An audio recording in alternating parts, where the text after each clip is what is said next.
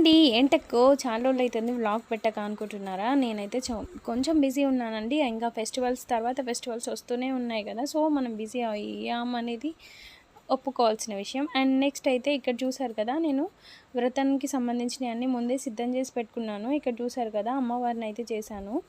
నాకు తోచినంత వరకు నేను చిన్నగా చేసుకున్నాను. అంటే మొత్తానికి చేయకుండా కాదు, అలా అని పెద్ద గ్రాండ్గా కూడా కాదు, మామూలుగా నేను ఆ ఫోటో ముందైతే అమ్మవారిని చేసుకొని కొంచెం ఆకు వేసి దానిపైన బియ్యము అలా అమ్మవారిని పెట్టేసి, ఇంకా నేను తెచ్చుకున్న ఒక చిన్న కాసు అవన్నీ పెట్టేసి, డబ్బులు కూడా పెట్టేసి ఇంకా అన్నీ రెడీ చేసి పెట్టుకున్నాను. ఇది అయితే ఇలా ఉండగా ఇంకా గండ దీపం పెట్టాలా లేదా అని ఆలోచించాను. కానీ నేను బయటికి వెళ్తాను, సో దీపం పెట్టి వెళ్తే ఇంకేమన్నా కాపాలు లేకపోతే కష్టం అవుతుంది కదా, సో అందుకే మామూలుగా 2 దీపాలు అయితే వెలిగించుకుందాం. ఇంకా చేసిన ప్రసాదాలన్నీ అక్కడ పెట్టేశాను.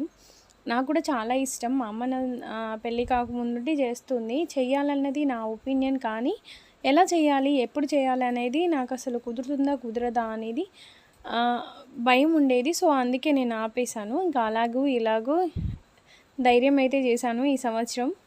సో ఇంకా ఈ సంవత్సరంతో మనం మంచిగా ముందుకెళ్ళాలని, ఆ అమ్మవారి ఆశీస్సులు ఉండాలని కోరుకుంటూ ఇంకా వ్రతం అయితే స్టార్ట్ చేశాను. అక్క మరి పూజ ఎలా చేసామని అనుకోవచ్చు. యూట్యూబ్ మహిమ అండి. యూట్యూబ్లో అమ్మవారికి సంబంధించిన వ్రత పూజలు అయితే ఉన్నాయి కదా, జస్ట్ ఒక 20 మినిట్స్ 15 మినిట్స్ పూజలు ఉన్నాయి. ఇంకా చాలా లక్ష్మీ సంబంధించిన శ్లోకాలు అవన్నీ ఉన్నాయి కదా, అవన్నీ పెట్టుకొని నెమ్మదిగా చేశాను నాకు తోసినంత వరకు. ఇంకా ప్రసాదాల కంటారా, పులిహోర, సేమియా, అవేమంటారు పొంగనాలు కూడా కాదు, వడపప్పుతో చేస్తారు కదా, అవి చేసేసాను. పూర్ణాలు చేసి ఇంకా అన్నీ సిద్ధం చేసుకున్న తర్వాత ఇంకా కొంచెం మనం కూడా అలంకరించుకోవాలి కదా అమ్మవారి పూజ అంటే. సో నేను పోయి నా శారీ చేంజ్ చేసుకోలేదు, శారీ అది కొత్తదే, సో అక్కడికి వదిలేశాను. ఇంకా బొట్టు ఇట్లా పూలు ఇట్లా పెట్టేసుకొని వచ్చేద్దాం అన్నట్టు రెడీ అయితే వచ్చాను. ఇంకా రెడీ అయ్యి వచ్చేసిన తర్వాతకి పూజ అయితే కంప్లీట్ అయింది. అంతలోపు ఇంకా ముత్తైదుళ్ళకైతే ఫోన్ చేశాను, వచ్చేసారు. ఇప్పుడైతే ప్రస్తుతానికి 2 ఉన్నారు, తర్వాత 2కి ఇంకా వాయినం ఇచ్చి అయితే ప్రసాదాలు ఇచ్చాను. నేను వాయినం ఎలా ఇచ్చాను అనేది చూసారు కదా, ఆకు, వక్క, గాజులు, పువ్వు, కంకణం అలా పెట్టేశాను. ఇంకా 5 అయ్యేటట్టు పెట్టేసి ఇంకా వచ్చిన వాళ్ళకి పసుపు రాసి కుంకుమ పెట్టేసి కంకణం కట్టేసి ఇంకా వాయినం అయితే నాకు తోచినట్టు నేను ఇచ్చాను. ఆ ప్రసాదాలు అయితే ఇచ్చి తినేసి వెళ్ళండి అని ఆశీర్వాదం అయితే తీసుకున్నాను. అందరూ ఇలానే చేస్తారా అనేది నాకైతే తెలీదు, నేను మాత్రం ఇలా చేశాను అనేది అయితే మీకు షేర్ చేస్తున్నాను. ఇంకా ఇలా కంప్లీట్ అయింది. నాకు కూడా చాలా కొత్త, వాళ్ళకి కూడా చాలా కొత్త. వాళ్ళకి తెలిసి ఉంటుంది, నాకైతే విన్నాను కానీ ఎప్పుడు చేయలేదు కదా. మన చేతిలోకి వచ్చిన తర్వాత వేరే ఉంటుంది కదా. ఇక్కడైతే నా బిడ్డకైతే ఇస్తున్నాను. సో మేమందరం అయితే రెడీ అయ్యి మళ్ళీ స్కూల్కి వెళ్ళిపోయాను. నేను ఒక 1 అవర్ అలా టైం తీసుకొని అలా అయిపోయింది అన్నట్టు మా వ్రతం అయితే.